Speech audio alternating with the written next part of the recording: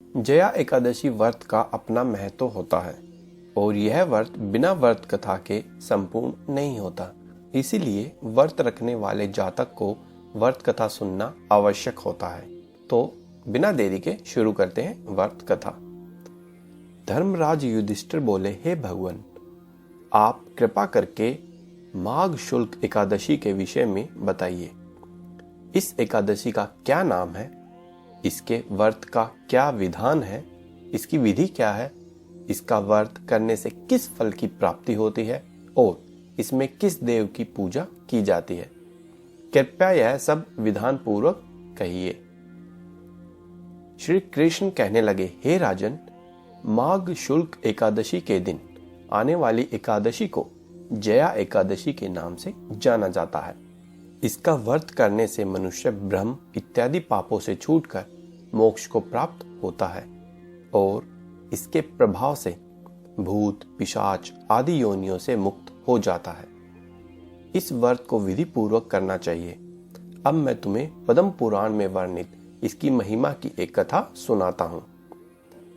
देवराज इंद्र स्वर्ग में राज करते थे और अन्य सब देवगण सुखपूर्वक स्वर्ग में रहते थे। एक समय इंद्र अपनी इच्छा अनुसार नंदन वन में अप्सराओं के साथ विहार कर रहे थे और गंधर्व गान कर रहे थे। उन गंधर्वों में प्रसिद्ध पुष्पदंत तथा उसकी कन्या पुष्पवती और चित्रसेन तथा उसकी स्त्री मालिनी भी उपस्थित थे। साथ ही मालिनी का पुत्र पुष्पवान और उसका पुत्र मल्लवान भी उपस्थित थे। पुष्पवती गंधर्व कन्या मल्लवान को देखकर उस पर मोहित हो गई और मल्लवान पर काम बाण चलाने लगी। उसने अपने रूप, लावण्य और हाव भाव से मल्लवान को वश में कर लिया। हे राजन, वह पुष्पवती अत्यंत सुंदर थी। अब वे इंद्र को प्रसन्न करने के लिए गान करने लगे, परंतु परस्पर मोहित हो जाने के कारण उनका चित्त भ्रमित हो गया था।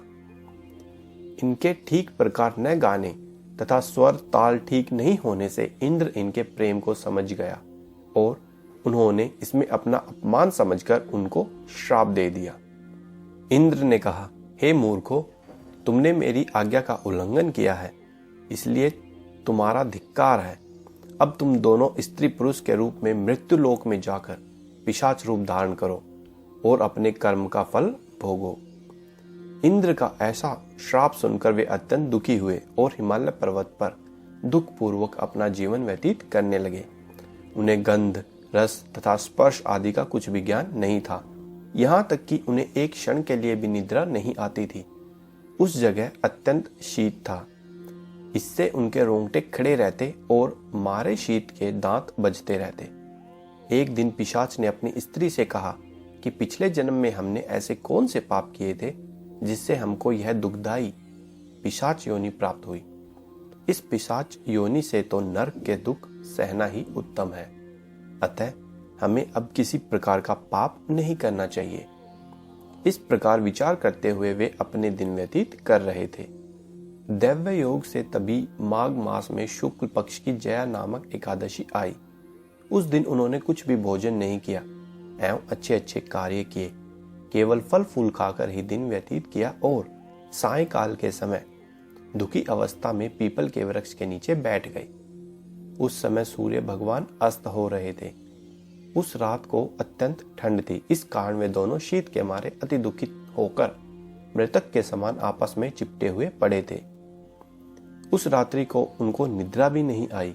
जया एकादशी के उपवास और रात्रि के जागरण से दूसरे दिन प्रभात होते ही उनकी पिशाच योनि से उन्हें छुटकारा मिला।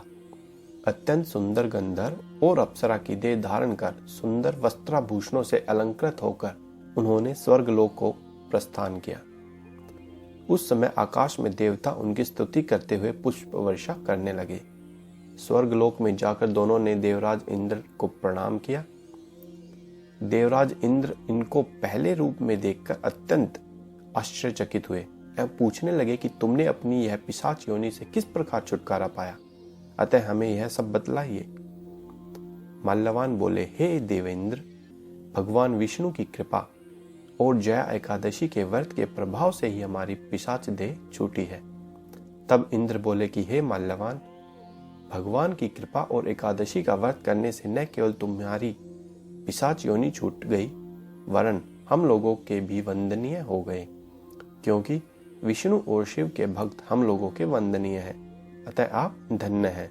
श्री कृष्ण कहने लगे कि हे राजन युधिष्ठिर, इस जया एकादशी के व्रत से बुरी योनि से भी मुक्ति मिल जाती है। जिस मनुष्य ने जया एकादशी का व्रत किया है, उसने मानो सब यज्ञ, जप, दान आदि कर लिए। जो मनुष्य जया एकादशी का व्रत करते हैं, वे अवश्य ही 1000 वर्ष तक स्वर्ग में वास करते हैं। तो यह थी जया एकादशी व्रत कथा। आशा करता हूँ कि आपको यह बेहद पसंद आई होगी। वीडियो अच्छी लगी हो तो लाइक कीजिए और चैनल को सब्सक्राइब जरूर कीजिए, ताकि आने वाली वीडियोस आप मिस न करें। धन्यवाद।